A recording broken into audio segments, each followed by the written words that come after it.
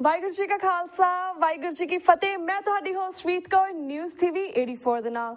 ਵੀਓ, ਜਿਵੇਂ ਤੁਸੀਂ ਸਾਰੇ ਜਾਣਦੇ ਹੋ ਕਿ ਜੂਨ 84 ਦਾ ਘੱਲੂਘਾਰਾ ਜਿੱਥੇ ਸਿੱਖ ਕੌਮ ਦੇ ਲਈ ਕਦੇ ਨਾ ਭੁੱਲਣ ਵਾਲਾ ਇਤਿਹਾਸਿਕ ਦੁਖਾਂਤ ਹੈ, ਉੱਥੇ ਇਸ ਘੱਲੂਘਾਰੇ ਲਈ ਜ਼ਿੰਮੇਵਾਰ ਇੰਦਰਾ ਗਾਂਧੀ ਸਰਕਾਰ ਨੇ ਨਾ ਸਿਰਫ ਇੰਗਲੈਂਡ ਵਰਗੇ ਦੇਸ਼ ਨੂੰ ਇਸ ਘੱਲੂਘਾਰੇ ਲਈ ਹਿੱਸੇਦਾਰ ਬਣਾਇਆ, ਬਲਕਿ ਸਿੱਖਾਂ ਨੂੰ ਦੁਨੀਆ ਭਰ ਵਿੱਚ ਬਦਨਾਮ ਕਰਨ ਲਈ ਇਸ ਸੰਬੰਧੀ ਇੱਕ ਵਾਈਟ ਪੇਪਰ ਵੀ ਜਾਰੀ ਕੀਤਾ, ਜਿਹੜਾ ਕਿ ਅਸਲ ਵਿੱਚ ਝੂਠ ਦਾ ਪੁਲੰਦਾ ਸੀ। ਭਾਵੇਂ ਕਿ ਕੁਝ ਸਿੱਖ ਬੁੱਧੀਜੀਵੀਆਂ ਨੇ ਨਵੰਬਰ 84 ਵਿੱਚ ਜਵਾਬੀ ਵਾਈਟ ਪੇਪਰ ਵੀ ਕੱਢਿਆ, ਪਰ ਉਸ ਦੀ ਬਹੁਤੀ ਚਰਚਾ ਨਾ ਹੋਈ। ਵਿਊਅਰਸ, ਸ਼੍ਰੋਮਣੀ ਗੁਰਦੁਆਰਾ ਪ੍ਰਬੰਧਕ ਕਮੇਟੀ ਨੇ ਉਹਨਾਂ ਦਿਨਾਂ ਵਿੱਚ ਇਹ ਐਲਾਨ ਤਾਂ ਕੀਤਾ ਕਿ ਉਹ ਭਾਰਤ ਸਰਕਾਰ ਦੇ ਵਾਈਟ ਪੇਪਰ ਦੇ ਜਵਾਬ ਵਿੱਚ ਜਵਾਬੀ ਵਾਈਟ ਪੇਪਰ ਕੱਢੇਗੀ, ਪਰ ਉਹ ਇਸ ਤੋਂ ਕੰਨੀ ਕਤਰਾਂਦੀ ਰਹੀ। ਅਖੀਰ 1996 ਵਿੱਚ ਆ ਕੇ ਸ਼੍ਰੋਮਣੀ ਕਮੇਟੀ ਚੋਣਾਂ ਦੇ ਨੇੜੇ ਵਾਈਟ ਪੇਪਰ ਜਾਰੀ ਕਰਨਾ ਸ਼੍ਰੋਮਣੀ ਕਮੇਟੀ ਦੀ ਮਜਬੂਰੀ ਬਣ ਗਿਆ। ਇਹ ਵਾਈਟ ਪੇਪਰ ਲਿਖਣ ਦਾ ਕੰਮ ਪ੍ਰਸਿੱਧ ਸਿੱਖ ਵਿਦਵਾਨ ਡਾਕਟਰ ਗੁਰਦਰਸ਼ਨ ਸਿੰਘ ਢਿੱਲੋਂ ਜੀ ਨੂੰ ਦਿੱਤਾ ਗਿਆ। ਉਹਨਾਂ ਨੇ ਬੜੀ ਮਿਹਨਤ ਨਾਲ ਇਹ ਲਿਖਤ ਲਿਖੀ, ਸ਼੍ਰੋਮਣੀ ਕਮੇਟੀ ਨੇ ਛਪਵਾਈ ਵੀ, ਪਰ ਇਸ ਨੂੰ ਸਿੱਖ ਸੰਗਤਾਂ ਵਿੱਚ ਵੱਡੇ ਪੈਮਾਨੇ ਤੇ ਨਹੀਂ ਪਹੁੰਚਾਇਆ ਗਿਆ ਤੇ ਨਾ ਹੀ ਇਸ ਦਾ ਪੰਜਾਬੀ ਅਨੁਵਾਦ ਕੀਤਾ ਗਿਆ। ਵਿਊਅਰਸ, ਅੱਜ ਅਸੀਂ ਸ਼੍ਰੋਮਣੀ ਕਮੇਟੀ ਵੱਲੋਂ ਛਾਪੇ ਇਸ ਵਾਈਟ ਪੇਪਰ ਦੇ ਲਿਖਾਰੀ ਪ੍ਰਸਿੱਧ ਸਿੱਖ ਵਿਦਵਾਨ ਡਾਕਟਰ ਗੁਰਦਰਸ਼ਨ ਸਿੰਘ ਢਿੱਲੋਂ ਜੀ ਨਾਲ ਇਸ ਵਾਈਟ ਪੇਪਰ ਸੰਬੰਧੀ ਤੇ ਹੋਰ ਪੰਥਕ ਵਿਸ਼ਿਆਂ ਸੰਬੰਧੀ ਖੁੱਲ੍ਹ ਕੇ ਗੱਲਬਾਤ ਕਰਨ ਜਾ ਰਹੇ ਹਾਂ, ਜਿਹੜੇ ਕਿ ਇਸ ਵੇਲੇ ਸਾਨਾ ਚੰਡੀਗੜ੍ਹ ਤੋਂ ਫੋਨ ਲਾਈਨ ਤੇ ਜੁੜ ਚੁੱਕੇ ਨੇ। ਜੀ ਡਾਕਟਰ ਸਾਹਿਬ, ਵਾਹਿਗੁਰੂ ਜੀ ਕਾ ਖਾਲਸਾ ਵਾਹਿਗੁਰੂ ਜੀ ਕੀ ਫਤਿਹ। ਵਾਹਿਗੁਰੂ ਜੀ ਕੀ ਫਤਿਹ ਜੀ ਡਾਕਟਰ ਸਾਹਿਬ, ਅੱਜ ਸਭ ਤੋਂ ਪਹਿਲਾਂ ਸਾਰੇ ਦਰਸ਼ਕਾਂ ਨੂੰ ਇਸ ਵਾਈਟ ਪੇਪਰ ਦੇ ਪਿਛੋਕੜ ਬਾਰੇ ਜਰਾ ਵੇਰਵੇ ਦੇ ਨਾਲ ਜਾਣਕਾਰੀ ਦਿਓ। ਹਾਂਜੀ, ਦੇਖੋ ਜੀ, ਜਦੋਂ ਘੱਲੂਘਾਰਾ ਹੋਇਆ 1984 ਦਾ, ਦਰਬਾਰ ਸਾਹਿਬ ਦੇ ਉੱਤੇ ਹਿੰਦੁਸਤਾਨ ਦੀਆਂ ਫੌਜਾਂ ਨੇ ਅਟੈਕ ਕੀਤਾ ਔਰ ਸ਼੍ਰੀ ਅਕਾਲ ਤਖਤ ਸਾਹਿਬ ਨੂੰ ਢਹਿ ਢੇਰੀ ਕੀਤਾ। ਉੱਥੇ ਬੇਗੁਨਾਹ ਲੋਕਾਂ ਦਾ ਕਤਲ ਕੀਤਾ। ਨਾ ਬੱਚਿਆਂ ਨੂੰ ਬਖਸ਼ਿਆ ਗਿਆ, ਨਾ ਬੁੱਢਿਆਂ ਨੂੰ ਬਖਸ਼ਿਆ ਗਿਆ, ਨਾ ਯਾਤਰੀਆਂ ਨੂੰ ਬਖਸ਼ਿਆ ਗਿਆ, ਨਾ ਔਰਤਾਂ ਨੂੰ ਬਖਸ਼ਿਆ ਗਿਆ। ਇਤਨਾ ਵੱਡਾ ਘੱਲੂਘਾਰਾ ਮਤਲਬ ਦੁਨੀਆ ਦੇ ਇਤਿਹਾਸ ਦੇ ਵਿੱਚ ਘੱਟ ਹੀ ਜਗ੍ਹਾ ਹੋਇਆ ਹੋਵੇਗਾ, ਔਰ ਖਾਸ ਤੌਰ ਤੇ ਉਸ ਜਗ੍ਹਾ ਤੇ ਜਿਹੜਾ ਕਿ ਇੱਕ ਤੁਹਾਡਾ ਧਾਰਮਿਕ ਆਸਥਾ ਦਾ ਸਥਾਨ ਹੈ। ਤੋ ਸਿੱਖਾਂ ਲਈ ਇੱਕ ਬਹੁਤ ਵੱਡੀ ਦਰਦਨਾਕ ਘਟਨਾ ਹੈ, ਘੱਲੂਘਾਰਾ ਹੈ, ਜਿਸ ਨੂੰ ਭੁਲਾਇਆ ਨਹੀਂ ਜਾ ਸਕਦਾ ਇਤਿਹਾਸ ਦੇ ਵਿੱਚ। ਉਸ ਤੋਂ ਬਾਅਦ ਪਹਿਲਾਂ ਵੀ ਸਿੱਖਾਂ ਨੂੰ ਬਦਨਾਮ ਕੀਤਾ ਦੁਨੀਆ ਦੇ ਵਿੱਚ, ਹਿੰਦੁਸਤਾਨ ਦੇ ਵਿੱਚ, ਹਿੰਦੁਸਤਾਨ ਦੇ ਦੂਸਰੇ ਹਿੱਸਿਆਂ ਦੇ ਵਿੱਚ। ਤਾਂ ਉਸ ਤੋਂ ਬਾਅਦ ਉਹਨਾਂ ਨੇ, ਗਵਰਨਮੈਂਟ ਆਫ ਇੰਡੀਆ ਨੇ, ਇੰਦਰਾ ਗਾਂਧੀ ਜੀ ਸਰਕਾਰ ਨੇ ਇੱਕ ਵਾਈਟ ਪੇਪਰ ਇਸ਼ੂ ਕੀਤਾ, ਜਿਸ ਦੇ ਵਿੱਚ ਉਸਨੇ ਜਸਟੀਫਿਕੇਸ਼ਨ ਦਿੱਤੀ ਇਸ ਗੱਲ ਦੀ ਕਿ ਇਸ ਸਰਕਾਰ ਦੇ ਕੋਲ ਹੋਰ ਕੋਈ ਚਾਰਾ ਨਹੀਂ ਸੀ, ਹੋਰ ਕੋਈ ਰਸਤਾ ਨਹੀਂ ਸੀ, ਬਜਾਏ ਇਸ ਦੇ ਕਿ ਉਹ ਦਰਬਾਰ ਸਾਹਿਬ ਦੇ ਉੱਤੇ ਅਟੈਕ ਕਰਦੀ। ਤੋਂ ਇਸ ਸਾਰੇ ਘਟਨਾਕ੍ਰਮ ਨੂੰ ਜਸਟੀਫਾਈ ਕਰਨ ਲਈ ਗਵਰਨਮੈਂਟ ਆਫ ਇੰਡੀਆ ਨੇ ਵਾਈਟ ਪੇਪਰ ਇਸ਼ੂ ਕੀਤਾ, ਔਰ ਉਹ ਵਾਈਟ ਪੇਪਰ ਸਾਰੀ ਦੁਨੀਆ 'ਚ ਸਰਕੂਲੇਟ ਹੋਇਆ। ਸਿੱਖਾਂ ਦੇ ਵਿੱਚ ਵੀ, ਸਿੱਖ ਬਾਹਰ ਵਸਦੇ ਜਿਹੜੇ ਸਿੱਖ ਸੀ ਉਹਨਾਂ ਦੇ ਵਿੱਚ ਵੀ ਹਜ਼ਾਰਾਂ ਲੱਖਾਂ ਦੀ ਤਾਦਾਦ ਦੇ ਵਿੱਚ ਉਹਨੂੰ ਪਹੁੰਚਾਇਆ ਗਿਆ। ਹਿੰਦੁਸਤਾਨ ਦੇ ਵਿੱਚ ਵੀ ਕੋਲੇ ਕੋਲੇ 'ਚ ਪਹੁੰਚਾਇਆ ਗਿਆ। ਈਵਨ ਜਿਹੜੇ ਨਾਨ ਇੰਡੀਅਨ ਸੀਗੇ, ਬਾਹਰ ਵਿਦੇਸ਼ਾਂ 'ਚ ਵਸਦੇ, ਉਹ ਜਿਹੜੇ ਇੰਪੋਰਟੈਂਟ ਬੰਦੇ ਸੀ, ਪੋਲੀਟੀਕਲ ਬੰਦੇ ਸੀ, ਜਾਂ ਕਾਂਗਰਸ ਦੇ ਮੈਂਬਰ ਸੀ, ਜਾਂ ਕੋਈ ਹੋਰ ਵੱਡੀਆਂ ਸ਼ਖਸ, ਬੜੇ ਮਸ਼ਹੂਰ ਆਦਮੀ ਸੀ, ਉਸ ਨੂੰ ਬਚਾਇਆ ਗਿਆ। ਉਸ ਤੋਂ ਬਾਅਦ ਸ਼੍ਰੋਮਣੀ ਗੁਰਦੁਆਰਾ ਪ੍ਰਬੰਧਕ ਕਮੇਟੀ ਦੇ ਉੱਤੇ ਲੋਕਾਂ ਨੇ ਪ੍ਰੈਸ਼ਰ ਪਾਇਆ ਵੀ ਕਿਸੇ ਨਾ ਕਿਸੇ ਢੰਗ ਨਾਲ ਆਪਾਂ ਨੂੰ ਇਸ ਦਾ ਵਾਈਟ ਪੇਪਰ ਦਾ ਜਵਾਬ ਦੇਣਾ ਚਾਹੀਦਾ। ਕਾਫੀ ਦੇਰ ਤੱਕ ਸ਼੍ਰੋਮਣੀ ਗੁਰਦੁਆਰਾ ਪ੍ਰਬੰਧਕ ਕਮੇਟੀ ਇੱਧਰ ਉੱਧਰ ਫਿਰਦੀ ਰਹੀ, ਤਾਂ ਕਿਸੇ ਨੇ ਉਸ ਨੂੰ ਹੱਥ ਨਹੀਂ ਪਾਇਆ ਕਿ ਉਸ ਤੋਂ ਬਹੁਤ ਵੱਡਾ ਕੰਮ ਸੀ ਔਰ ਉਸ ਦੇ ਵਿੱਚ ਬੜੀ ਘਾਲਣਾ ਦੀ ਜ਼ਰੂਰਤ ਸੀ। ਉਹ ਕੰਮ ਕੋਈ 5, 10, 15 ਮਹੀਨੇ, 2 ਮਹੀਨੇ, 10 ਮਹੀਨਿਆਂ ਦੇ ਵਿੱਚ ਨਹੀਂ, ਬਲਕਿ ਸਾਲਾਂ 'ਚ ਹੋਣ ਵਾਲਾ ਕੰਮ ਸੀ। ਤਾਂ 1995 ਦੇ ਵਿੱਚ ਟੌਹੜਾ ਸਾਹਿਬ ਨੇ ਮੈਨੂੰ ਅਪਰੋਚ ਕੀਤਾ ਵੀ ਤੁਸੀਂ ਇਸ ਵਾਈਟ ਪੇਪਰ ਦਾ ਜਵਾਬ ਦਿਓ। ਤਾਂ ਮੇਰੇ ਦਿਲ ਦੇ ਵਿੱਚ ਇਹ ਗੱਲ ਆਈ ਵੀ ਹੋਰ ਕਿਸੇ ਨੇ ਜਵਾਬ ਨਹੀਂ ਦੇਦਾ, ਤਾਂ ਮੈਨੂੰ ਹੀ ਅਕਾਲ ਪੁਰਖ ਨੇ ਇਸ ਕਿਸਮ ਦੀ ਸਮੱਤ ਦਿੱਤੀ, ਸ਼ਕਤੀ ਦਿੱਤੀ ਕਿ ਮੈਂ ਉਹਨਾਂ ਨੂੰ ਹਾਂ ਕਰ ਦਿੱਤੀ। ਤੇ ਮੈਂ ਉਹਨਾਂ ਨੂੰ ਇਹ ਗੱਲ ਕਹੀ ਕਿ ਮੈਂ ਇਸ ਦਾ ਤੋਂ ਕੋਈ ਵੀ ਕਿਸੇ ਕਿਸਮ ਦੀ ਹੈਲਪ ਨਹੀਂ ਲੈਣੀ, ਫਾਈਨੈਂਸ਼ੀਅਲ ਹੈਲਪ, ਸਿਰਫ ਜਿਹੜਾ ਕੋਈ ਐਵੀਡੈਂਸ ਚਾਹੀਦਾ, ਕੋਈ ਕਾਗਜ਼ ਪੱਤਰ ਚਾਹੀਦੇ ਆ, ਜਿਹੜੇ ਕੋਈ ਫੋਟੋਆਂ ਚਾਹੀਦੀਆਂ, ਉਹੀ ਸਿਰਫ ਤੁਸੀਂ ਮੈਨੂੰ ਮੁਹੱਈਆ ਕਰਾਓ। ਤਾਂ ਇਸ ਕੰਟੈਕਸਟ ਦੇ ਵਿੱਚ ਮੈਂ ਉਹਨਾਂ ਤੋਂ ਲਿਖਾ ਕੇ ਲਿਆ ਜਿਹੜਾ ਪ੍ਰੋਸੈਸ ਆ ਮੇਰੇ ਵਾਈਟ ਪੇਪਰ ਦਾ, ਜਿਹੜਾ ਸ਼੍ਰੋਮਣੀ ਗੁਰਦੁਆਰਾ ਪ੍ਰਬੰਧਕ ਕਮੇਟੀ ਨੇ ਰਿਲੀਜ਼ ਕੀਤਾ, ਉਸ ਦੇ ਪ੍ਰੋਸੈਸ ਦੇ ਵਿੱਚ ਟੌਹੜਾ ਸਾਹਿਬ ਤੋਂ ਮੈਂ ਲਿਖਾ ਕੇ ਲਿਆ ਕਿ ਵੀ ਮੈਂ ਇਸ ਦਾ ਕੋਈ ਵੀ ਕਿਸੇ ਕਿਸਮ ਦਾ ਹੈਲਪ, ਉਹਨਾਂ ਤੋਂ ਫਾਈਨੈਂਸ਼ੀਅਲ ਹੈਲਪ ਨਹੀਂ ਲਈ। ਤਾਂ ਖੈਰ ਨਹੀਂ ਹੋ ਇਸ ਨੂੰ ਕੰਪਲੀਟ ਕੀਤਾ, ਇਸ ਦੇ ਵਿੱਚ ਸਾਰੀ ਡਿਟੇਲ ਦਿੱਤੀ ਵੀ ਕੀ ਕਾਰਨ ਸੀ। ਸਾਡੇ ਜਿਹੜੇ ਪੰਜਾਬ ਦੇ ਸਿੱਖਾਂ ਦੀਆਂ 1947 ਤੋਂ ਲੱਗ ਕੇ ਹੁਣ ਉਦੋਂ ਤੱਕ ਦੀਆਂ ਜੋ ਡਿਮਾਂਡ ਸੀ, ਜੋ ਸਾਡੇ ਕਨਸਟੀਟਿਊਸ਼ਨਲ ਰਾਈਟ ਸੀ, ਉਹ ਸਾਨੂੰ ਡਿਪਰਾਈਵ ਕੀਤੇ ਗਏ। ਚਾਹੇ ਪਾਣੀਆਂ ਦੇ ਉੱਤੇ ਸੀ, ਚਾਹੇ ਸਾਡੇ ਧਾਰਮਿਕ ਸੀ, ਚਾਹੇ ਸਾਡੇ ਸਮਾਜਿਕ ਜਿਹੜੀਆਂ ਮੰਗਾਂ ਸੀ, ਕਿਸੇ ਦੇ ਉੱਤੇ ਸਰਕਾਰ ਨੇ ਕਿਸੇ ਕਿਸਮ ਦਾ ਧਿਆਨ ਨਹੀਂ ਕੀਤਾ। ਔਰ ਸਾਡੀ ਬਹੁਤ ਲੰਬੀ ਸਟਰਗਲ ਤੋਂ ਬਾਅਦ ਪੰਜਾਬੀ ਸਪੀਕਿੰਗ ਸਟੇਟ ਕ੍ਰੀਏਟ ਕੀਤੀ ਗਈ। ਜਦੋਂ ਪੰਜਾਬੀ ਸਪੀਕਿੰਗ ਸਟੇਟ 1966 ਦੇ ਵਿੱਚ ਕ੍ਰੀਏਟ ਕੀਤੀ ਗਈ, ਉਸ ਦੇ ਵਿੱਚ ਉਹਨਾਂ ਨੇ ਪਾਣੀਆਂ ਦਾ ਅਧਿਕਾਰ ਆਪਣੇ ਕੋਲ ਲੈ ਲਿਆ। ਪੰਜਾਬੀ ਬੋਲਦੇ ਇਲਾਕੇ ਉਹਨਾਂ ਨੇ ਆਪ ਰੱਖ ਲਏ ਬਹੁਤ ਸਾਰੇ। ਤੋਂ ਇਸੇ ਤਰੀਕੇ ਨਾਲ ਜਿਹੜੀ ਪੰਜਾਬ ਦੀ ਕੈਪੀਟਲ ਸੀ ਚੰਡੀਗੜ੍ਹ, ਉਸ ਨੂੰ ਉਹਨਾਂ ਨੇ ਯੂਨੀਅਨ ਟੈਰੀਟਰੀ ਬਣਾ ਦਿੱਤੀ। ਤੋਂ ਇਸ ਕਿਸਮ ਦੇ ਨਾਲ ਜਿਹੜਾ ਲੰਗੜਾ ਲੂਲਾ ਪੰਜਾਬੀ ਬੋਲਦਾ ਜਿਹੜਾ ਸੂਬਾ ਬਣਾਇਆ, ਉਸ ਦੇ ਜਿਹੜੇ ਸਭ ਤੋਂ ਵੱਡੇ ਸਰੋਤ ਸੀ, ਸੋਮੇ ਸੀ ਪਾਣੀ ਦੇ, ਔਰ ਉਸੇ ਤਰੀਕੇ ਨਾਲ ਜਿਸ ਪ੍ਰਪੋਰਸ਼ਨ ਨਾਲ ਪਾਣੀ ਲਿਆ, ਉਸੇ ਪ੍ਰਪੋਰਸ਼ਨ ਨਾਲ ਉਹਨਾਂ ਨੇ ਹਾਈਡਲ ਪਾਵਰ ਵੀ ਲੈ ਲਈ। ਤੋਂ ਇਸ ਕਿਸਮ ਦੀ ਸਾਡੇ ਨਾਲ ਜੀ ਪੰਜਾਬੀ ਸੂਬਾ ਬਣਾਇਆ, ਪੰਜਾਬੀ ਸਪੀਕਿੰਗ ਸਟੇਟ ਬਣਾਈ ਵੀ, ਤਾਂ ਉਹ ਵੀ ਉਸ ਦੇ ਵਿੱਚ ਵੀ ਉਹਨਾਂ ਨੇ ਉਹਨੂੰ ਲੰਗੜਾ ਲੂਲਾ ਬਣਾਇਆ। ਉਸ ਦੇ ਅਖਤਿਆਰ ਜਿਹੜੇ ਦੂਜੇ ਸੂਬਿਆਂ ਨੂੰ ਉਹ ਨਹੀਂ ਦਿੱਤੇ ਗਏ। ਤੋਂ ਇਸ ਤੋਂ ਬਾਅਦ ਵੀ ਸਿੱਖਾਂ ਦੇ ਦਿਲਾਂ ਦੇ ਵਿੱਚ ਇੱਕ ਕਿਸਮ ਦਾ ਗ੍ਰੀਵੈਂਸ, ਇੱਕ ਗਰਾਊਜ਼ ਰਹਿ ਗਿਆ ਵੀ ਸਾਨੂੰ ਇਸ ਮੁਲਕ ਦੇ ਵਿੱਚ ਇਨਸਾਫ ਨਹੀਂ ਮਿਲ ਸਕਦਾ। ਤੋਂ ਉਸ ਤੋਂ ਬਾਅਦ ਵੀ ਜੋ ਪਾਣੀਆਂ ਦੇ ਇਸ਼ੂਆਂ ਦੇ ਉੱਤੇ, ਪੰਜਾਬੀ ਬੋਲਦੇ ਇਲਾਕਿਆਂ ਦੇ ਉੱਤੇ, ਚੰਡੀਗੜ੍ਹ ਜਿਹੜੀ ਕੈਪੀਟਲ ਸੀ ਉਸ ਦੇ ਇਸ਼ੂ ਦੇ ਉੱਤੇ, ਹੋਰ ਜਿਹੜੇ ਸਮਾਜਿਕ ਮਸਲੇ ਸੀ, ਧਾਰਮਿਕ ਮਸਲੇ ਸੀ, ਉਹਨਾਂ ਦੇ ਉੱਤੇ ਲਗਾਤਾਰ ਸਿੱਖ ਚਿੰਤਤ ਰਹੇ ਔਰ ਸਿੱਖ ਐਜੀਟੇਸ਼ਨ ਕਰਦੇ ਰਹੇ। ਤਾਂ ਸਿੱਖਾਂ ਨੇ ਜਦੋਂ ਐਜੀਟੇਸ਼ਨ ਕੀਤੀ, ਹਰ ਕਿਸਮ ਦੀ ਪੀਸਫੁਲ ਨਾਨ ਵਾਇਲੈਂਟ ਐਜੀਟੇਸ਼ਨ ਕੀਤੀ, ਤਾਂ ਸਰਕਾਰ ਨੇ ਕੋਈ ਉਸ ਦਾ ਧਿਆਨ ਨਹੀਂ ਦਿੱਤਾ। ਫਿਰ ਸਿੱਖਾਂ ਨੇ ਹਾਈ ਕੋਰਟ, ਸੁਪਰੀਮ ਕੋਰਟ ਦੇ ਵਿੱਚ ਕੇਸ ਕੀਤਾ ਪਾਣੀਆਂ ਦਾ, ਤਾਂ ਇੰਦਰਾ ਗਾਂਧੀ ਨੇ ਦਰਬਾਰਾ ਸਿੰਘ ਦੇ ਉੱਤੇ ਦਬਾਅ ਪਾ ਕੇ ਉਸ ਨੂੰ ਵਾਪਸ ਕਰਾ ਕੇ ਇੱਕ ਐਗਰੀਮੈਂਟ ਕਰ ਲਿਆ। ਤੋਂ ਇਹ ਇੱਕ ਪਾਣੀ ਦਾ ਐਡਾ ਵੱਡਾ ਮਸਲਾ ਕਿ ਜਿਸ ਦੀ ਬਿਨਾਂ ਦੇ ਉੱਤੇ ਹੀ ਕਿਸੇ ਸਟੇਟ ਦੀ ਪ੍ਰੋਸਪੈਰਿਟੀ, ਕਿਸੇ ਸਟੇਟ ਦੀ ਇੰਡਸਟਰੀ, ਕਿਸੇ ਸਟੇਟ ਦੀ ਐਗਰੀਕਲਚਰ ਜਿਹੜੀ ਉਹ ਪ੍ਰੋਸਪਰ ਕਰਦੀ ਆ।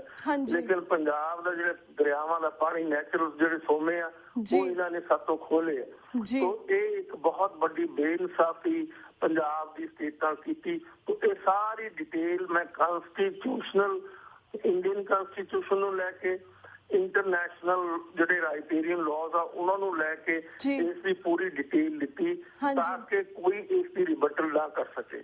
ਇਸ ਤੋਂ ਇਲਾਵਾ ਜੋ ਵੀ ਹੋਇਆ ਪੰਜਾਬ ਦੇ ਵਿੱਚ, ਬਲੂ ਸਟਾਰ ਅਟੈਕ ਹੋਇਆ, ਉਸ ਤੋਂ ਬਾਅਦ ਜੋ ਕਤਲੋ ਗਾਰਤ ਹੋਈ ਪੰਜਾਬ ਦੇ ਵਿੱਚ, ਬੇਗੁਨਾਹ ਨੌਜਵਾਨਾਂ ਨੂੰ ਮਾਰਿਆ ਗਿਆ, ਫੇਕ ਇਨਕਾਊਂਟਰ ਕੀਤੇ ਗਏ, ਪੁਲਿਸ ਦਾ ਤਸ਼ੱਦਦ ਹੋਇਆ, ਉਹ ਸਾਰੇ ਨੂੰ ਲੈ ਕੇ ਮੈਂ ਉਸ ਦੀ ਡਿਟੇਲ ਦੇ ਵਿੱਚ ਜਾ ਕੇ ਲਿਖਿਆ।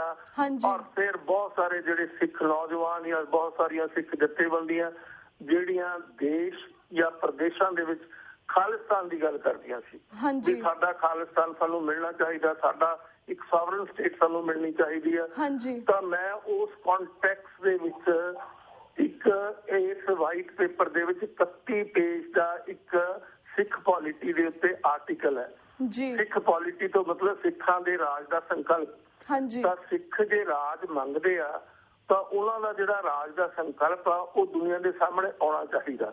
ਉਹ ਮੈਂ ਉਸ ਨੂੰ ਲੈ ਕੇ ਦੂਸਰਾ ਜਿਹੜਾ ਹਿੰਦੂਆਂ ਦਾ ਸੰਕਲਪ ਆ, ਕ੍ਰਿਸਚੀਅਨ ਦਾ ਸੰਕਲਪ ਆ, ਮੁਸਲਮਾਨਾਂ ਦਾ ਸੰਕਲਪ ਆ, ਉਸ ਦੇ ਨਾਲ ਇਸ ਨੂੰ ਕੰਪੇਅਰ ਕੀਤਾ ਵੀ ਜਿਹੜਾ ਸਿੱਖ ਕਨਸੈਪਟ ਆਫ ਰਾਜ ਆ ਉਹ ਕਿਸ ਤਰ੍ਹਾਂ ਬਿਹਤਰ ਆ ਦੂਸਰੇ ਕਨਸੈਪਟ ਨਾਲੋਂ, ਇਸਲਾਮ ਦੇ ਕਨਸੈਪਟ ਨਾਲੋਂ, ਹਿੰਦੂਆਂ ਦੇ ਕਨਸੈਪਟ ਨਾਲੋਂ, ਬੋਧੀਆਂ ਦੇ ਕਨਸੈਪਟ ਨਾਲੋਂ, ਕ੍ਰਿਸਚੀਅਨ ਦੇ ਕਨਸੈਪਟ ਨਾਲੋਂ, ਸਾਰਿਆਂ ਦਾ ਲੈ ਕੇ ਮੈਂ 31 ਪੇਜ ਦਾ ਉਸ ਦੇ ਵਿੱਚ ਇੱਕ ਆਰਟੀਕਲ ਲਿਖਿਆ।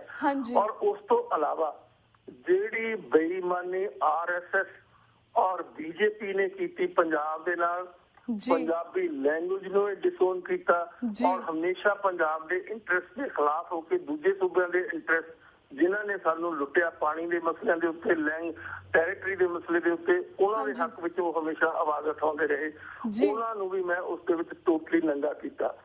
ਤਾਂ ਜਦੋਂ ਇਹ ਛਪਿਆ ਤਾਂ ਛਪਣ ਤੋਂ ਬਾਅਦ ਜਿਹੜੀ BJP ਸੀ, ਜਿਹੜੀ ਅਕਾਲੀ ਦਲ ਬਾਦਲ ਸਾਹਿਬ ਦੀ ਸਾਂਝ ਸੀ BJP ਦੇ ਨਾਲ, ਤਾਂ BJP ਵਾਲਿਆਂ ਨੇ ਇਸ ਨੂੰ ਪੜ੍ਹਿਆ ਔਰ ਉਹਨਾਂ ਨੇ ਇਸ ਨੂੰ ਕੋਖਿਆ। ਮੇਰੇ ਘਰ ਦੇ ਨਾਲ ਜਿੱਥੇ ਮੈਂ ਰਹਿੰਦਾ ਉੱਥੇ ਹੀ ਇੱਥੇ ਚੰਡੀਗੜ੍ਹ ਦਾ ਜਿਹੜਾ ਮੈਂਬਰ ਪਾਰਲੀਮੈਂਟ ਆ ਜਨਸੰਘ ਦਾ BJP ਦਾ ਸਤਪਾਲ ਜੈਨ ਉਹ ਮੇਰੇ ਕੋਲ ਰਹਿੰਦਾ, ਉਹ ਮੇਰਾ ਸਟੂਡੈਂਟ, ਮੈਂ ਜਦੋਂ ਪੜਾਉਂਦਾ ਸੀ ਉਸ ਵੇਲੇ ਉਹ ਸਟੂਡੈਂਟ ਸੀ।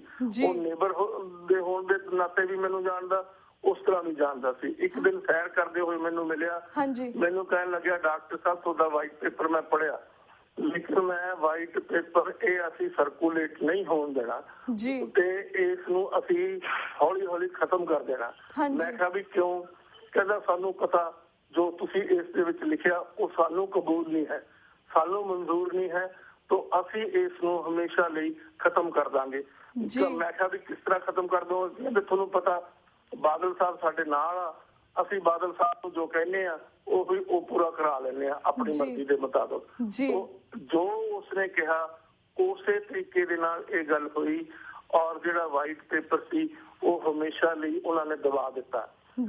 ਟੌੜਾ ਸਾਹਿਬ ਨੇ ਮੇਰੇ ਨਾਲ ਕਮਿਟਮੈਂਟ ਕੀਤੀ ਸੀ ਕਿ ਵਾਈਟ ਪੇਪਰ ਸਾਰੇ ਮੈਂਬਰਸ ਆਫ ਦ ਪਾਰਲੀਮੈਂਟ ਨੂੰ ਦਿੱਤਾ ਜਾਊਗਾ, ਵਿਦੇਸ਼ਾਂ ਦੇ ਵਿੱਚ ਐਮਬੈਸੀਆਂ ਨੂੰ ਦਿੱਤਾ ਜਾਊਗਾ, ਇੰਡੀਅਨ ਜਿਹੜੇ ਵਿਦੇਸ਼ੀ ਐਮਬੈਸੀਆਂ ਹਿੰਦੁਸਤਾਨ ਦੇ ਵਿੱਚ, ਉਸ ਤੋਂ ਇਲਾਵਾ ਜਿਹੜੇ ਇੰਪੋਰਟੈਂਟ ਪੋਲੀਟੀਕਲ ਲੀਡਰ ਆ ਦੁਨੀਆ ਦੇ ਵਿੱਚ ਜਿਨ੍ਹਾਂ ਦਾ ਇਨਫਲੂਐਂਸ ਆ ਉਹਨਾਂ ਨੂੰ ਵੀ ਦਿੱਤਾ ਜਾਊ, ਸਰਕੂਲੇਟ ਕੀਤਾ ਜਾਊ ਤਾਂ ਕਿ ਉਹ ਸਿੱਖਾਂ ਦੀ ਕਹਾਣੀ ਸਮਝ ਸਕਣ।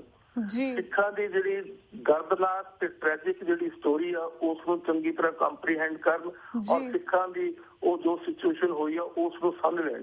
ਲੇਕਿਨ ਬਦਕਿਸਮਤੀ ਦੀ ਗੱਲ ਇਹ ਹੈ ਕਿ ਉਹ ਜਿਹੜਾ ਸਾਰਾ ਸੀ ਉਸ ਨੂੰ ਸਪਰੈਸ ਕਰ ਦਿੱਤਾ ਗਿਆ ਔਰ ਉਸ ਦਾ ਕੋਈ ਪੰਜਾਬੀ ਟ੍ਰਾਂਸਲੇਸ਼ਨ ਨਹੀਂ ਕੀਤਾ ਗਿਆ।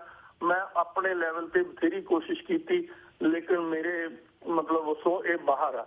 ਮੈਂ ਅਪੀਲ ਕਰਦਾ ਤੁਹਾਡੇ ਟੀਵੀ ਚੈਨਲ ਦੇ ਰਾਹੀਂ ਕਿ ਜਿਹੜੀਆਂ ਸਿੱਖ ਸੰਗਤਾਂ ਇਹ ਗੱਲ ਸੁਣ ਰਹੀਆਂ ਉਹ ਸ਼੍ਰੋਮਣੀ ਗੁਰਦੁਆਰਾ ਪ੍ਰਬੰਧਕ ਕਮੇਟੀ ਨੂੰ ਤੇ ਜ਼ੋਰ ਪਾਉਣ ਕਿ ਇਸ ਨੂੰ ਸਰਕੂਲੇਟ ਕਰਾਉਣ ਔਰ ਇਸ ਦਾ ਨਾਲੇ ਪੰਜਾਬੀ ਵਿੱਚ ਟ੍ਰਾਂਸਲੇਟ ਕਰਾਉਣ ਤਾਂ ਕਿ ਸਾਡੇ ਆਪਣੇ ਲੋਕਾਂ ਨੂੰ ਵੀ ਪਤਾ ਲੱਗ ਸਕੇ ਕਿ ਸਾਡੇ ਨਾਲ ਕਿਸ ਤਰੀਕੇ ਨਾਲ ਧੱਕੇ ਹੋਏ ਆ, ਕਿਸ ਤਰੀਕੇ ਨਾਲ ਬੇਇਨਸਾਫੀਆਂ ਹੋਈਆਂ, ਕਿਸ ਤਰੀਕੇ ਨਾਲ ਸਾਡੇ ਤੇ ਜ਼ੁਲਮੋ ਸਿਤਮ ਹੋਇਆ ਔਰ ਕਿਸ ਤਰੀਕੇ ਨਾਲ ਸਾਡਾ ਜਿਹੜਾ ਵਿਰਸਾ ਉਹ ਕਿੱਡਾ ਵੱਡਾ ਹੈ।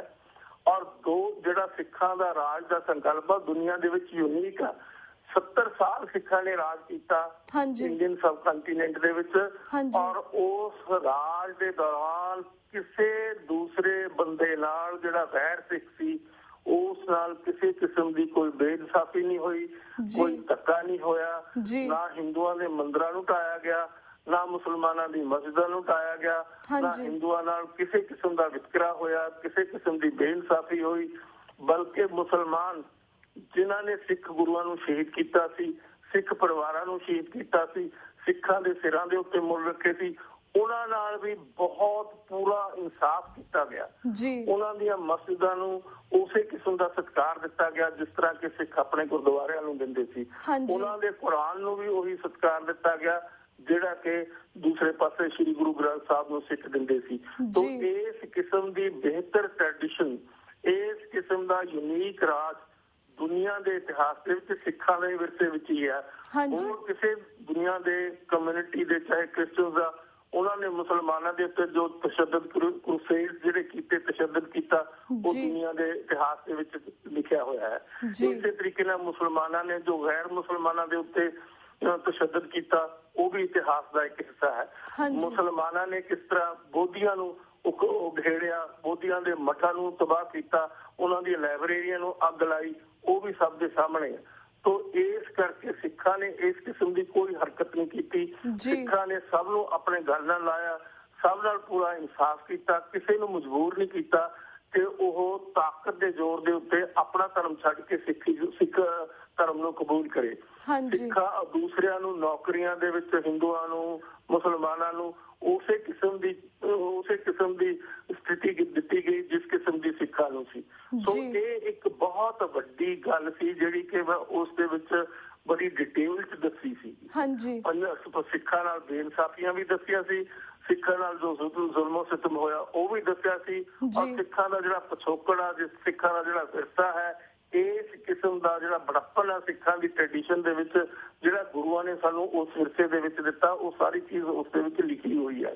ਲੇਕਿਨ ਕਿਉਂਕਿ ਸਿੱਖਾਂ ਦੇ ਜਿਹੜੇ ਵਿਰੋਧੀ ਆ ਉਹਨਾਂ ਨੂੰ ਇਹ ਕਬੂਲ ਨਹੀਂ ਸੀ, ਉਹਨਾਂ ਨੇ ਬਾਦਲ ਦੇ ਉੱਤੇ ਜ਼ੋਰ ਪਾ ਕੇ ਉਸ ਨੂੰ ਖਤਮ ਕਰ ਦਿੱਤਾ।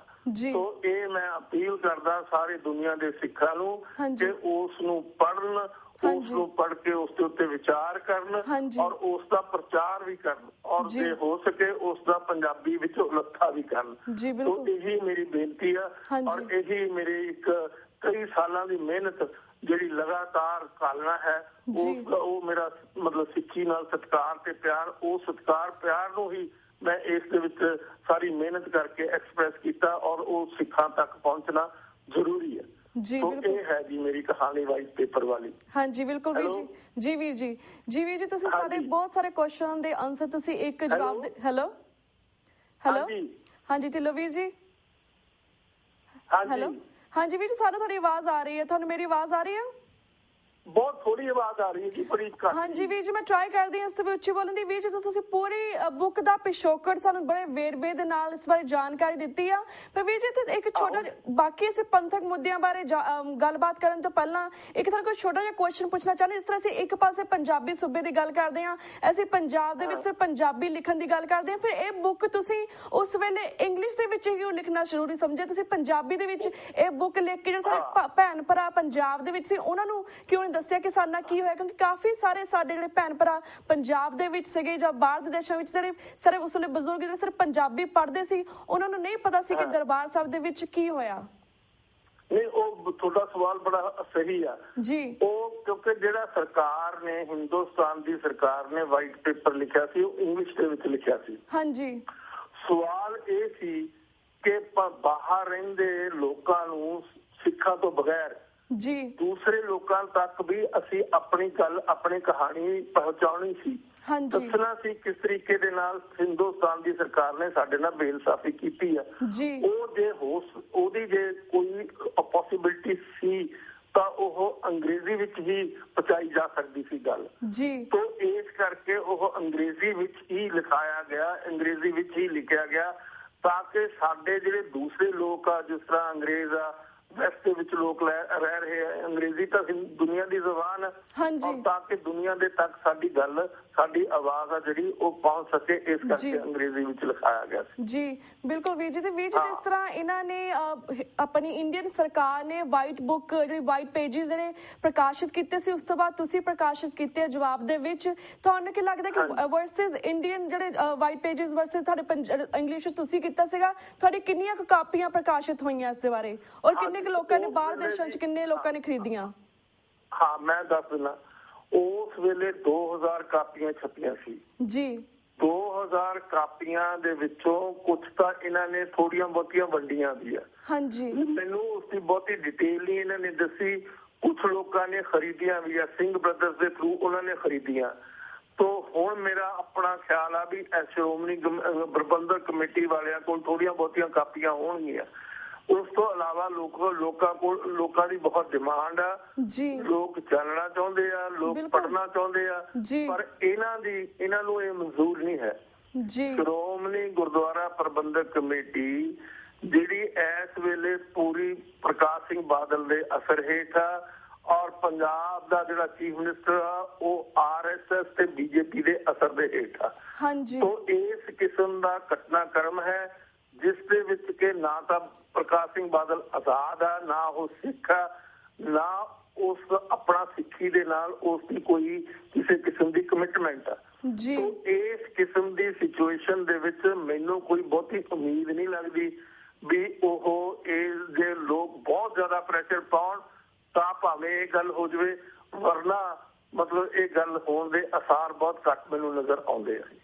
ਬਿਲਕੁਲ ਬਿਲਕੁਲ। The reason why we asked you this question ਵੀਰ ਜੀ ਬਿਕੋਜ਼ ਅਸੀਂ ਖੁਦ ਇਸ ਬੁੱਕ ਨੂੰ ਟਰਾਈ ਕੀਤਾ ਸੀਗਾ ਆਨਲਾਈਨ ਤੋਂ ਬਾਏ ਕਰਨ ਨੂੰ ਜਾਂ ਗੁਰਦੁਆਰਿਆਂ ਦੇ ਵਿੱਚੋਂ ਬਾਏ ਕਰਨ ਨੂੰ, but we couldn't find this book, we couldn't find this white paper book. ਤਾਂ ਕਰਕੇ ਸਾਨੂੰ ਪੁੱਛਿਆ ਸੀ ਕਿ ਅਸੀਂ ਕਿਸ ਤਰ੍ਹਾਂ ਇਸ ਨੂੰ ਬਾਏ ਕਰ ਸਕਦੇ, ਕਿੰਨੀਆਂ ਕਾਪੀਆਂ ਨਿਕਲੀਆਂ ਨੇ, ਕਿੱਥੇ ਕਿੱਥੇ ਬਾਹਰ ਦੇ ਦੇਸ਼ਾਂ 'ਚ ਕਿੱਥੇ ਕਿੱਥੇ ਹੈਗੇ, ਤਾਂ ਕਿ ਸਾਡੇ ਵਰਗੇ ਜਿਹੜੀ ਅੱਜ ਦੀ ਜਨਰੇਸ਼ਨ ਦੇ ਬੱਚੇ ਆ ਉਹ ਵੀ ਇਹਨੂੰ ਪੜ੍ਹ ਸਕਣ, ਇਸ ਤੋਂ ਜਾਣ ਸਕਣ। ਬਿਕੋਜ਼ ਸਾਨੂੰ ਉਸ ਵੇਲੇ, ਕਿਉਂਕਿ ਸਾਡੀ ਕਾਫੀ ਜਨਰੇਸ਼ਨ ਉਸ ਵੇਲੇ, ਸਾਡੀ ਅੱਜ ਦੀ ਜਨਰੇਸ਼ਨ ਨਹੀਂ ਸੀਗੀ ਉਸ ਵੇਲੇ ਪੈਦਾ ਹੋਈ, ਸਾਡੇ ਬਜ਼ੁਰਗਾਂ ਨੇ ਸਾਨੂੰ ਨਹੀਂ ਸੀ ਦੱਸਿਆ ਉਸ ਵੇਲੇ ਸਾਨਾ ਕੀ ਵਾਪਰਿਆ ਸੀ, ਤੇ ਅਸੀਂ ਚਾਹੁੰਦੇ ਕਿ ਇਹ ਬੁੱਕ ਸਾਡੇ ਲਈ ਅਵੇਲੇਬਲ ਹੋਵੇ ਤਾਂ ਕਿ ਸਾਨੂੰ ਪਤਾ ਲੱਗੇ ਕਿ ਉਸ ਵੇਲੇ ਸਾਡੇ ਜਿਹੜੇ ਬਜ਼ੁਰਗ ਸੀਗੇ ਜਾਂ ਸਾਡੇ ਭੈਣ ਭਰਾ ਉਸ ਵੇਲੇ ਦਰਬਾਰ ਸਾਹਿਬ ਦੇ ਅੰਦਰ ਸੀਗੇ, ਉਹਨਾਂ ਨਾਲ ਕੀ ਵਾਪਰਿਆ ਉਸ ਵੇਲੇ, ਉਸ ਤੋਂ ਪਹਿਲਾਂ ਕਿਸ ਤਰ੍ਹਾਂ ਇਹ ਸਾਰੀ ਲੜਾਈ ਸ਼ੁਰੂ ਹੋਈ ਹੈ, ਕਿਸ ਤਰ੍ਹਾਂ ਇਸ ਦਾ ਐਂਡ ਹੋਇਆ, ਤੇ ਕੀ ਪੰਜਾਬੀਆਂ ਦੇ ਨਾਲ ਪੰਜਾਬ ਦੇ ਵਿੱਚ ਵਾਪਰਿਆ। ਸੋ ਅਸੀਂ ਰਿਕੁਐਸਟ ਕਰਦੇ ਹਾਂ ਸ਼੍ਰੋਮਣੀ ਗੁਰਦੁਆਰਾ ਪ੍ਰਬੰਧਕ ਕਮੇਟੀ ਤੋਂ, ਅਗਰ ਉਹ ਵਾਚ ਕਰ ਰਹੇ ਨੇ ਇਹ ਪ੍ਰੋਗਰਾਮ, ਕਿ ਇਹ ਸਾਰੇ ਸਿੱਖ ਬੱਚਿਆਂ ਦੇ ਲਈ ਇਹ ਬੁੱਕਸ ਜ਼ਰੂਰ ਅਵੇਲੇਬਲ ਕਰਨ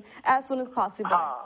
ਜੀ ਇਹ ਤੁਸੀਂ ਇੱਥੋਂ ਗੁਰਦੁਆਰਿਆਂ ਵਿੱਚੋਂ ਰੈਜ਼ੋਲੂਸ਼ਨ ਪਾਸ ਕਰਵਾ ਕੇ ਸ਼੍ਰੋਮਣੀ ਗੁਰਦੁਆਰਾ ਪ੍ਰਬੰਧਕ ਕਮੇਟੀ ਨੂੰ ਭੇਜੋ, ਪੰਜਾਬ ਦੇ ਚੀਫ ਮਿਨਿਸਟਰ ਪ੍ਰਕਾਸ਼ ਸਿੰਘ ਬਾਦਲ ਨੂੰ ਭੇਜੋ, ਤਾਂ ਕਿ ਉਹਨਾਂ ਨੂੰ ਇਸ ਗੱਲ ਦਾ ਪ੍ਰੈਸ਼ਰ ਪਵੇ ਔਰ ਉਹ ਇਸ ਗੱਲ ਨੂੰ ਦੁਬਾਰਾ ਰੀਪ੍ਰਿੰਟ ਕਰਾ ਕੇ ਉਸ ਨੂੰ ਲੋਕਾਂ ਤੱਕ ਪਹੁੰਚਾਉਣ, ਜਾਂ ਲੋਕ ਆਪਣੇ ਤੌਰ ਦੇ ਉੱਤੇ ਇੰਟਰਨੈਟ ਦੇ ਉੱਤੇ ਇਸ ਨੂੰ ਪਾ ਲੈਣ, ਉੱਥੋਂ ਪੜ੍ਹ ਸਕਦੇ ਇਸ ਦੀ ਡਿਟੇਲ। ਜੀ ਬਿਲਕੁਲ ਵੀਰ ਜੀ।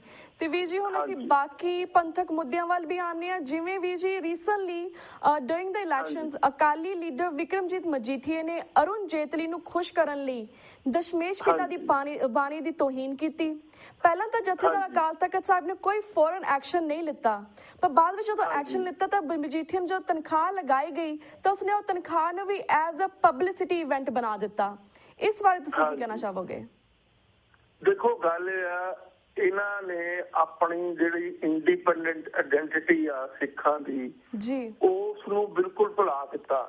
ਜਿਹੜਾ ਪ੍ਰਕਾਸ਼ ਸਿੰਘ ਬਾਦਲ ਆ ਉਹ ਕੋਈ ਮਤਲਬ ਉਹਦੀ ਕਮਿਟਮੈਂਟ ਨਹੀਂ, ਉਹਦੀ ਕੋਈ ਇਮਾਨਦਾਰੀ ਨਹੀਂ, ਉਹ ਸਾਰਾ ਇੱਕੋ ਇੱਕ ਮੁੱਦਾ ਹੈ ਕਿ ਕਿਸ ਤਰੀਕੇ ਨਾਲ ਉਹ ਆਪਣੇ ਪਰਿਵਾਰ ਨੂੰ ਪੰਜਾਬ ਦੇ ਉੱਤੇ ਠੋਕ ਦੇਵੇ, ਔਰ ਪੰਜਾਬ ਦਾ ਸਾਰਾ ਸਰਮਾਇਆ, ਪੰਜਾਬ ਦੇ ਸਾਰੇ ਰਿਸੋਰਸਿਸ ਜਿਹੜੇ ਹੈਗੇ ਨੈਚੁਰਲ, ਚਾਹੇ ਉਹ ਸੈਂਡ ਆ, ਚਾਹੇ ਉਹ ਬਜਰੀ ਆ, ਚਾਹੇ ਉਹ ਟਰਾਂਸਪੋਰਟ ਆ, ਚਾਹੇ ਉਹ ਕੋਈ ਮਤਲਬ ਮੀਡੀਆ ਦੇ ਸਾਧਨ ਆ, ਸਾਰੇ ਉਸਨੇ ਆਪਣੇ ਕੰਟਰੋਲ ਵਿੱਚ ਕਰ ਲਏ ਆ।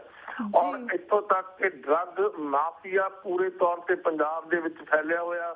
ਹੁਣੇ ਅੱਜ ਹੀ ਹਿੰਦੁਸਤਾਨ ਟਾਈਮਜ਼ ਦੀ ਖਬਰ ਆ ਕਿ ਕਿਸ ਤਰੀਕੇ ਨਾਲ ਜਿਹੜੇ ਲੋਕ ਆ ਉਹ ਡਰੱਗਾਂ ਦੇ ਇਨਫਲੂਐਂਸ 'ਚ ਆ ਕੇ ਆਪਣੀਆਂ ਛੋਟੀਆਂ ਬੱਚੀਆਂ ਨਾਲ ਹੀ ਘਿਨਾਉਣੀਆਂ ਹਰਕਤਾਂ ਕਰਦੇ ਆ ਬਾਪ। ਇਹ ਅੱਜ ਹਿੰਦੁਸਤਾਨ ਟਾਈਮਜ਼ ਦੇ ਵਿੱਚ ਫਰੰਟ ਪੇਜ ਦੇ ਉੱਤੇ ਖਬਰ ਲੱਗੀ ਹੋਈ ਆ ਅੱਜ ਦੇ ਵਿੱਚ, ਔਰ ਉਸ ਨੂੰ ਪੜ੍ਹ ਕੇ ਇੱਕ ਤੁਹਾਨੂੰ ਐਸੀ ਦਰਦਨਾਕ ਸਿਚੁਏਸ਼ਨ ਤੁਹਾਡੀਆਂ ਨਜ਼ਰਾਂ ਦੇ ਵਿੱਚ, ਤੁਹਾਡੀ ਜ਼ਿਹਨ ਦੇ ਵਿੱਚ ਆਉਂਦੀ ਆ, ਜਿਸ ਨੂੰ ਤੁਸੀਂ ਦੇਖ ਕੇ ਭੈਭੀਤ ਹੋ ਜਾਂਦੇ ਹੋ ਕਿ ਕੀ ਹੋ ਰਿਹਾ ਸਾਡੀ ਕੌਮ ਦੇ ਨਾਲ, ਕਿਸ ਤਰੀਕੇ ਨਾਲ ਸਾਡੀ ਕੌਮ ਗਿਰ ਰਹੀ ਆ। ਔਰ ਉਸ ਦਾ ਜੇ ਇੱਕੋ ਇੱਕ ਜ਼ਿੰਮੇਵਾਰ ਹੈ ਉਹ ਪ੍ਰਕਾਸ਼ ਸਿੰਘ ਬਾਦਲ ਹੈ, ਉਹ ਗੁਨਾਹਗਾਰ ਹੈ।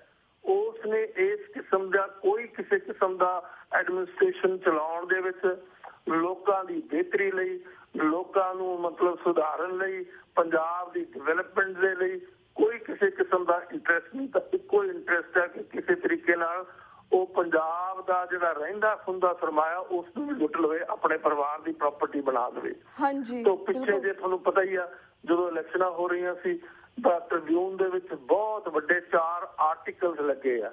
ਅੱਜ ਵੀ ਜਿਹੜਾ ਉਹਦਾ ਐਡੀਟਰ ਆ ਉਸਨੇ ਬਹੁਤ ਵੱਡਾ ਕਾਲਮ ਲਿਖਿਆ ਕਿ ਕਿਸ ਤਰੀਕੇ ਨਾਲ ਪ੍ਰਕਾਸ਼ ਸਿੰਘ ਬਾਦਲ ਦਾ ਜਿਹੜਾ ਪਰਿਵਾਰ ਆ ਉਹ ਪੰਜਾਬ ਦੇ ਜਿਹੜੇ ਰਿਸੋਰਸਿਸ ਆ ਉਹਨਾਂ ਨੂੰ ਹੜੱਪ ਕਰਕੇ ਆਪਣੀ ਪ੍ਰਾਈਵੇਟ ਪ੍ਰਾਪਰਟੀ ਦੇ ਵਿੱਚ ਕਨਵਰਟ ਕਰ ਰਿਹਾ। ਇੱਕ ਪਾਸੇ ਉਹਦਾ ਆਪਣਾ ਬੇਟਾ, ਇੱਕ ਪਾਸੇ ਬੇਟੇ ਦੀ ਵਾਈਫ, ਇੱਕ ਪਾਸੇ ਬੇਟੇ ਦਾ ਸਾਲਾ, ਇੱਕ ਪਾਸੇ ਮਤਲਬ ਉਹਨਾਂ ਦਾ ਪ੍ਰਕਾਸ਼ ਸਿੰਘ ਬਾਦਲ ਦਾ ਸਾਨੇਲਾ, ਮਤਲਬ ਸਾਰੇ ਲੱਗੇ ਹੋਏ ਆ ਕਿ ਕਿਸ ਤਰੀਕੇ ਨਾਲ ਲੁੱਟ ਲਓ, ਖਤਮ ਕਰ ਦਿਓ ਪੰਜਾਬ ਨੂੰ। ਉਹਨਾਂ ਨੂੰ ਪੰਜਾਬ ਦੇ ਨਾਲ, ਪੰਜਾਬ ਦੇ ਲੋਕਾਂ ਨਾਲ, ਪੰਜਾਬੀ ਨਾਲ, ਪੰਜਾਬ ਦੀ ਸਟੇਟ ਨਾਲ ਕੋਈ ਹਮਦਰਦੀ ਨਹੀਂ ਹੈ। ਤੋਂ ਇਸੇ ਤਰੀਕੇ ਨਾਲ ਪ੍ਰਕਾਸ਼ ਸਿੰਘ ਬਾਦਲ ਨੇ ਸ਼੍ਰੋਮਣੀ ਗੁਰਦੁਆਰਾ ਪ੍ਰਬੰਧਕ ਕਮੇਟੀ ਆਪਣੇ ਕਬਜ਼ੇ 'ਚ ਕਰ ਲਈ ਆ। ਪ੍ਰਬੰਧਕ ਕਮੇਟੀ ਦੇ ਰਾਹੀਂ ਉਹਨਾਂ ਨੇ ਅਕਾਲ ਤਖਤ ਦੇ ਜਿਹੜੇ ਜਥੇਦਾਰ ਆ, ਅਕਾਲ ਤਖਤ ਦੇ ਤੇ ਦੂਸਰੇ ਜਿਹੜੇ ਤਖਤਾਂ ਦੇ ਜਥੇਦਾਰ ਆ, ਉਹ ਵੀ ਉਹਨਾਂ ਦੇ ਕੰਟਰੋਲ 'ਚ ਆ। ਤੋਂ ਉਹ ਜੋ ਚਾਹੁੰਦੇ ਆ ਉਹੀ ਕੁਛ ਹੁੰਦਾ। ਔਰ ਸਾਰਾ ਜੋ ਇਹ ਡਰਾਮਾ, ਔਰ ਹੁਣ ਦੇਖੋ ਜੇ ਅਰੁਣ ਜੇਤਲੀ ਜਿਹੜਾ ਨਰਿੰਦਰ ਮੋਦੀ ਦਾ ਨੰਬਰ 2 ਦਾ ਬੰਦਾ, ਔਰ ਜਿਹੜਾ ਤਵੱਸਵੀ ਆਦਮੀ ਹੈ, ਔਰ ਜਿਹੜਾ ਬੜਾ ਹਾਰਡ ਕਮਿਊਨਲ ਹਿੰਦੂਤਵ ਦਾ ਸਪੋਰਟਰ ਆ, ਉਸ ਨੂੰ ਜਿਤਾਉਣ ਲਈ ਇਹਨਾਂ ਨੇ 10ਵੇਂ ਗੁਰੂ ਦੀ ਬਾਣੀ ਨੂੰ ਵੀ ਤੋੜ ਮੋੜ ਕੇ ਪੇਸ਼ ਕੀਤਾ। ਤਾਂ ਜਦੋਂ ਬਹੁਤ ਜ਼ਿਆਦਾ ਰੌਲਾ ਪਿਆ ਸਿੱਖਾਂ ਦੇ ਵਿੱਚ, ਫਿਰ ਉਸ ਦੇ ਉੱਤੇ ਅਕਾਲ ਤਖਤ ਨੂੰ ਮਾੜਾ ਮੋਟਾ ਉਹਦੇ ਉੱਤੇ ਐਕਸ਼ਨ ਲੈਣਾ ਪਿਆ। ਉਹ ਵੀ ਇੱਕ ਡਰਾਮੇ ਦੇ ਤੌਰ ਦੇ ਉੱਤੇ ਉਸ ਨੂੰ ਪ੍ਰੋਜੈਕਟ ਕੀਤਾ ਜਾ ਰਿਹਾ, ਔਰ ਇਸ ਤਰ੍ਹਾਂ ਪ੍ਰੋਜੈਕਟ ਕੀਤਾ ਜਾ ਰਿਹਾ ਜਿਵੇਂ ਕਿ ਬਹੁਤ ਹੀ ਉਹ ਬੜਾ ਪੱਕਾ ਸਿੱਖ ਹੁੰਦਾ। ਲੇਕਿਨ ਇਹ ਬੜੀ ਟ੍ਰੈਜਡੀ ਹੈ ਸਿੱਖਾਂ ਦੀ ਕਿ ਪੰਜਾਬ ਦੀ ਅੰਮ੍ਰਿਤਸਰ ਸੀਟ ਤੋਂ ਇੱਕ ਐਸੇ ਤਵੱਸਵੀ ਹਿੰਦੂ ਨੂੰ ਲਿਆ ਕੇ ਖੜਾ ਕੀਤਾ ਜਿਸ ਦਾ ਸਿਰਫ ਤੇ ਸਿਰਫ ਇੱਕੋ ਇੱਕ ਏਜੰਡਾ ਹੈ ਹਿੰਦੂਤਵ ਦਾ। ਔਰ ਅੱਜ ਜੋ ਕੁਝ ਹਿੰਦੁਸਤਾਨ ਦੇ ਵਿੱਚ ਹੋ ਰਿਹਾ ਉਸ ਦੇ ਵਿੱਚ ਜਿਹੜੀਆਂ ਘੱਟ ਗਿਣਤੀਆਂ ਭੈ ਭੀਤ ਹੋਈਆਂ, ਡਰੀਆਂ ਪਈਆਂ ਸਾਰੇ ਹਿੰਦੁਸਤਾਨ ਦੇ ਵਿੱਚ, ਚਾਹੇ ਮੁਸਲਮਾਨ ਆ, ਚਾਹੇ ਈਸਾਈ ਆ, ਚਾਹੇ ਸਿੱਖ ਆ, ਚਾਹੇ ਦੂਸਰੀਆਂ ਹੋਰ ਬੋਧੀ ਆ, ਜੈਨੀ ਆ, ਸਾਰੇ ਮਤਲਬ ਸਾਰੇ ਫੀਅਰ ਸਟਿਕਨ ਹੈਗੇ, ਭੈ ਭੀਤ ਹੋਏ ਹੋਏ ਆ। ਔਰ ਸਭ ਤੋਂ ਜ਼ਿਆਦਾ ਖਤਰਾ ਸਿਰਫ ਸਿੱਖਾਂ ਨੂੰ ਆ, ਕਿਉਂਕਿ ਸਿੱਖਾਂ ਦਾ ਦੁਨੀਆ ਦੇ ਵਿੱਚ ਕੋਈ ਪੋਲੀਟੀਕਲ ਫੁੱਟਹੋਲਡ ਨਹੀਂ ਹੈ। ਇਸਲਾਮ ਨੂੰ ਖਤਰਾ, ਲੇਕਿਨ ਇਸਲਾਮ ਦੇ ਬਾਹਰਲੇ ਮੁਲਕਾਂ 'ਚ 25-30 ਮੁਲਕਾਂ 'ਚ ਉਹਨਾਂ ਦੀ ਹਕੂਮਤਾਂ ਉੱਤੇ ਰੌਲਾ ਰੱਪਾ ਪੈ ਜਾਂਦਾ। ਬੋਧੀਆਂ ਦਾ ਵੀ ਇੰਟਰਨੈਸ਼ਨਲ ਲੈਵਲ ਦੇ ਉੱਤੇ ਇੱਕ ਆਪਣਾ ਇਨਫਲੂਐਂਸ ਹੈ, ਕ੍ਰਿਸਚਨ ਦਾ ਵੀ ਆਪਣਾ ਵਰਲਡ ਲੈਵਲ ਦੇ ਉੱਤੇ ਇੱਕ ਬਹੁਤ ਬੜਾ ਇਨਫਲੂਐਂਸ ਆ, ਲੇਕਿਨ ਸਿੱਖਾਂ ਦਾ ਤਾਂ ਕੋਈ ਹਮਦਰਦ ਦੁਨੀਆ ਦੇ ਵਿੱਚ ਹੈ ਹੀ ਨਹੀਂ। ਤੋਂ ਸਿੱਖਾਂ ਦੀ ਜਿਹੜੀ ਇੰਡੀਪੈਂਡੈਂਟ ਆਇਡੈਂਟੀਟੀ ਆ ਉਸੇ ਨੂੰ ਹੀ ਬੀਜੇਪੀ ਵਾਲੇ ਐਕਨੋਲੇਜ ਨਹੀਂ ਕਰਦੇ, ਰੈਕਗਨਾਈਜ਼ ਨਹੀਂ ਕਰਦੇ। ਸਾਡੀ ਤਾਂ ਆਪਣੀ ਹੋਂਦ ਹੀ ਖਤਰੇ ਵਿੱਚ ਆ ਰਹੀ ਆ, ਔਰ ਇਹ ਇੱਕ ਬੜੀ ਫਿਕਰ ਵਾਲੀ ਗੱਲ ਹੈ ਔਰ ਬੜੀ ਚਿੰਤਾ ਦੀ ਗੱਲ ਹੈ ਕਿ ਸਾਡਾ ਹੋਏਗਾ ਕੀ। ਤੋਂ ਇਸ ਕਿਸਮ ਦੀ ਸਿਚੁਏਸ਼ਨ ਦੇ ਵਿੱਚ ਜਿਹੜਾ ਸਿੱਖਾਂ ਦਾ ਲੀਡਰ ਆ, ਸੋ ਕਾਲਡ ਲੀਡਰ, ਉਹੀ ਉਹਨਾਂ ਦੇ ਆਪਣੇ ਅਸਰ ਹੇਠ ਲੱਗਿਆ ਪਿਆ, ਔਰ ਉਹ ਹਰ ਕੀਮਤ ਦੇ ਉੱਤੇ ਚਾਹੁੰਦਾ ਵੀ ਬੀਜੇਪੀ ਜਿਹੜੀ ਆ ਉਹ ਤਾਕਤ ਚ ਆ ਜੇ, ਨਰਿੰਦਰ ਮੋਦੀ ਪ੍ਰਾਈਮ ਮਿਨਿਸਟਰ ਬਣ ਜੇ, ਔਰ ਉਹਦੀ ਨੂੰਹ ਆ ਜਿਹੜੀ ਉਹ ਸੈਂਟਰ ਚ ਕੈਬਨਿਟ ਦੀ ਮਿਨਿਸਟਰ ਬਣ ਜੇ, ਤਾਂ ਕਿ ਜਿਹੜੀ ਹੋਰ ਥੋੜੀ ਬਹੁਤੀ ਹੋਰ ਲੁੱਟ ਵੀ ਆ ਹਿੰਦੁਸਤਾਨ ਦੇ ਦੂਜੇ ਹਿੱਸਿਆਂ ਚੋਂ ਉਹ ਵੀ ਇਹਨਾਂ ਦੀ ਝੋਲੀ ਚ ਪੈ ਜੇ। ਇਸ ਗੱਲ ਤੇ ਹੀ ਗੱਲ ਖਤਮ ਹੋ ਰਹੀ ਆ। ਕਿਸੇ ਨੂੰ ਸਿੱਖਾਂ ਦੀ ਚਿੰਤਾ ਨਹੀਂ, ਕਿਸੇ ਨੂੰ ਸਿੱਖੀ ਦੀ ਚਿੰਤਾ ਨਹੀਂ। ਅੱਜ ਪੰਥ ਵੀ ਖਤਰੇ ਵਿੱਚ ਆ ਔਰ ਗ੍ਰੰਥ ਵੀ ਸਾਡਾ ਖਤਰੇ ਦੇ ਵਿੱਚ, ਸਾਡੀ ਪਹਿਚਾਣ ਵੀ ਖਤਰੇ ਦੇ ਵਿੱਚ ਆ। ਇਹ ਬੜੀ ਚਿੰਤਾ ਵਾਲੀ ਗੱਲ ਆ, ਬੜੀ ਫਿਕਰ ਵਾਲੀ ਗੱਲ ਆ, ਔਰ ਇਸ ਗੱਲ ਦੇ ਉੱਤੇ ਹਰ ਸਿੱਖ ਨੂੰ ਚਿੰਤਿਤ ਹੋਣ ਦੀ ਜ਼ਰੂਰਤ ਆ, ਔਰ ਉਸ ਨੂੰ ਕੋਈ ਨਾ ਕੋਈ ਮਤਲਬ ਹੀਲਾ ਲੱਭਣ ਦੀ ਜ਼ਰੂਰਤ ਆ ਕਿ ਕਿਸ ਤਰੀਕੇ ਨਾਲ ਅਸੀਂ ਜਿਹੜੀ ਆਪਣੀ ਆਇਡੈਂਟੀਟੀ ਆ, ਆਪਣੀ ਜਿਹੜੀ ਹੋਂਦ ਆ, ਉਸ ਨੂੰ ਬਚਾ ਕੇ ਆਪਣੇ ਆਉਣ ਵਾਲੇ ਬੱਚਿਆਂ ਨੂੰ ਪਾਸ ਔਨ ਕਰੀਏ। ਜੀ ਬਿਲਕੁਲ ਵੀਰ ਜੀ ਤਾਂ ਹੀ ਤਾਂ ਤੁਹਾਡੇ ਵਰਗੇ ਸ਼ਖਸੀਅਤਾਂ ਨੂੰ, ਮਹਾਨ ਸ਼ਖਸੀਅਤਾਂ ਨੂੰ ਅਸੀਂ TV 84 ਦੇ ਦਰਸ਼ਕਾਂ ਦੇ ਰੂਬਰੂ ਸਮੇਂ-ਸਮੇਂ ਕਰਵਾਉਂਦੇ ਰਹਿੰਦੇ ਤਾਂ ਕਿ ਸਾਰੇ ਜਿਹੜੇ ਦਰਸ਼ਕ ਆ ਉਹ ਜਾਗਰੂਕ ਹੋਣ, ਉਹ ਇਸ ਤਰ੍ਹਾਂ ਦੇ ਜਿਹੜੇ ਬਾਦਲ ਟੱਬਰ ਆ ਇਹਨਾਂ ਦੀ ਬਿਲਕੁਲ ਹਮਾਇਤ ਨਾ ਕਰਨ, ਚਾਹੇ ਉਹ ਪੰਜਾਬ ਦੇ ਵਿੱਚ ਹੁੰਦੇ ਨੇ ਜਾਂ ਫਿਰ ਉਹ ਬਾਹਰ ਦੇ ਦੇਸ਼ਾਂ ਦੇ ਵਿੱਚ ਵੀ ਆਉਂਦੇ ਨੇ, ਇੱਥੇ ਵੀ ਉਹਨਾਂ ਦੀ ਬਿਲਕੁਲ ਨਾ ਹਮਾਇਤ ਕਰਨ। ਤੇ ਅਸੀਂ ਤਾਂ ਇਹੀ ਆਪਣੀ ਬੇਨਤੀ ਕਰ ਸਕਦੇ ਹਾਂ ਆਪਣੇ ਦਰਸ਼ਕਾਂ ਨੂੰ ਕਿ ਇਹਨਾਂ ਦਾ ਸਾਥ ਬਿਲਕੁਲ ਨਾ ਦੇਣ, ਕਿਉਂਕਿ ਇਹਨਾਂ ਨੇ ਸਿਰਫ ਇੱਕ ਹੀ ਚੀਜ਼ ਠਾਣੀ ਹੋਈ ਕਿ ਪੰਜਾਬ ਦਾ ਇਹਨਾਂ ਨੇ ਅੰਤ ਕਰਨਾ, ਸਿੱਖਾਂ ਦਾ ਇਹਨਾਂ ਨੇ ਅੰਤ ਕਰਨਾ। ਇਹਨਾਂ ਨੇ ਸਾਡੀ ਕਦੀ ਮਦਦ ਕਰਨੀ ਨਹੀਂ, ਨਾ ਹੀ ਇਹਨਾਂ ਨੇ ਕਦੀ ਫਿਊਚਰ ਕਰਨੀ ਹੈ ਤੇ ਨਾ ਹੀ ਕਦੀ ਕੀਤੀ ਇਹਨਾਂ ਨੇ।